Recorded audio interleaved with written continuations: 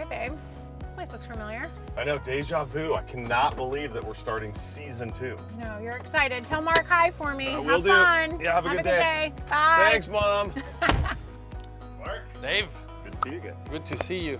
Season 2 of Sustainability Series. You ready? I'm ready. Let's go. All right, awesome. So the house looks great from the outside, right? But we want to figure out if it's really efficient from the inside as well. So I brought in a home energy expert. So we're going to do an assessment I'm a little right, nervous. around the house.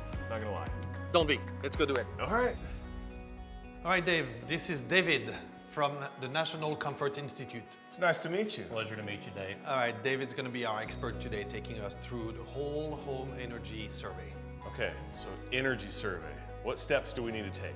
Okay, it's a bunch of standardized tests that you go through to really see how a home works. Okay.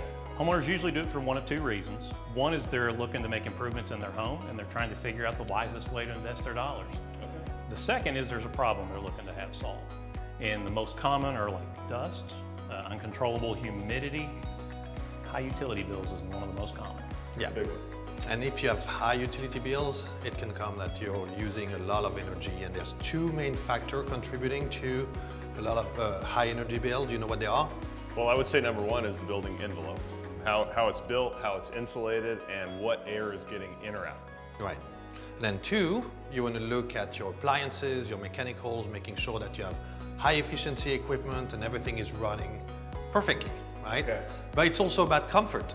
It is, and one of the other things that we look at in an energy survey is uncomfortable rooms, hot and cold spots. Think of it as almost like we're solving a mystery. We're trying to figure out the culprit that's causing the problem. So NCI on the case. Exactly. I love it. Okay.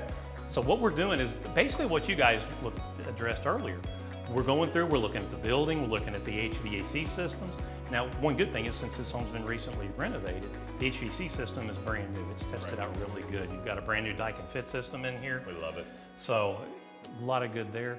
Also the insulation, I was just doing some scans. The wall temperatures are actually very consistent. We've seen the same things upstairs. That's a great thing. Okay. Yeah. So when we walked in, you were playing with the imaging. Yeah, so since I alluded to it, let me show you guys what this is. This is a thermal imaging camera.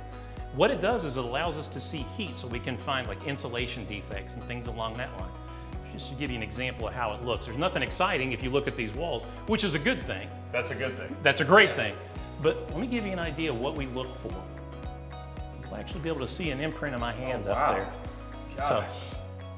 So if you had like bad insulation or was a lack of insulation, you would see a different color on the wall, basically. Yes, it's just like having X-ray vision to see what's going on in behind your walls. Picks up heat or cool. Or cool. That's right. So And then you can everything pinpoint exactly your problem areas and then address the problem really easily, right? Okay. So you run it across the wall, and as long as you have a consistent temperature, that things look good. It's even better if it's close to the same temperature on your thermostat. Jenny could find me anywhere with that thing. Yeah, she could. I'm excited to see how this house performs. Yeah, well, one of the things we're going to look at is airflow. It's important to overall comfort, and you can either have too much or not enough. And before we do that, we're going to start with the toilet paper test. Toilet paper. Interesting. It's a simple test that we can use to visualize how a room's breathing or not. And So let's everyone could do this test at home. Everyone can do this test. So let's shut the door and see what happens. Okay.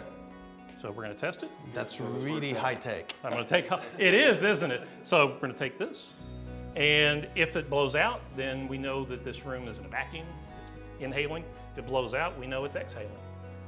So let's see what happens. Okay. That's a bad thing. Sticking right there. Well, looks maybe, like- maybe not. So this is just a general test that lets us know. We need to also see, this is why we measure during a home energy survey. We're looking for a number less than 3 on this gauge. Okay. If it's less than 3, we're okay. Okay. So let's see. I was wondering if there was some technology coming into it. 2.6. Oh, that's great. So that's within the, that's the And right. even the toilet paper fell, so something changed. We're good. Oh, good job, Dave. High tech, low tech. I don't know which one. I love it. All the tech.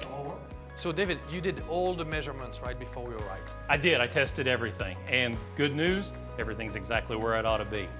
I was gonna say, this looks a lot more technical than toilet paper though. It is. Of all the test instruments that go into a comfort survey, I brought a couple with me. One is an airflow capture hood. This actually measures air like we looked at in the previous test. Okay. So it's a companion test, and we also have a thermal image camera. Let me show you guys how this works and what I did. I actually took the hood and I placed it over supply registers and return vents. These are what push and pull air from the HVAC system. Now this one should have had around 250 CFM, and CFM is a technical term. Think of it as like boxes of air that's needed into a space to make it comfortable. You need that much in and out. This one needed 250. As we test, we got around 234 on this one. I'll take that. That's like close. the 90th percentile. It is. Love it. Love and it. the rest Pass. The rest of the house is just like that. Okay. So it's a good sign. All right, well done. Well, thank you, David, for taking us through a home energy survey today. You're welcome. Having an expert come in to be able to do testing, this is going to assure that they get the comfort that they expect, the efficiency, and also longevity of the equipment. That's right, and we'll have a list of resources and tips to learn more on our website at sustainabilityseries.com.